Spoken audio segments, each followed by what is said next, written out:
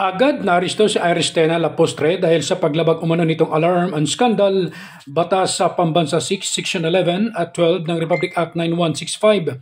Ayon kay Police Captain Joey Padre, Chief of Police ng General Nakar Municipal Police Station, nakatawag pansin sa mga residente ang umano'y pagwawala o pag-aamok ng akusado. Bitbit nito ang kutsilyo bandang 4:40 p.m. ng Nobyembre 12 sa Purok Sentro 2, Barangay Maligaya, General Nakar, Quezon. Agad umaksyon ang Intelligence DEO General Nakar, PNP, para masakuti si Irish dahil sa takot ng mga nakasaksi sa lugar dahil sa alarming skandal ng akusado, kaya't nagresulta sa kanyang pag-aristo at nakumpiska sa kanyang ang 2 pirasong kutsilyo, isang balisong kulay itim ang coin purse, isang pirasong kulay ng shoulder bag, dirty white, 10 headshell transparent plastic sachet na naglalaman ng puting crystalline substance ng hinihinalang shabu na may tinatayang timbang na 2 gramo at dangerous drugs aboard value na 13,800 pesos, 3 pirasong nakatiklop na aluminum foil, 2 pirasong maliit na papel at isang lighter color blue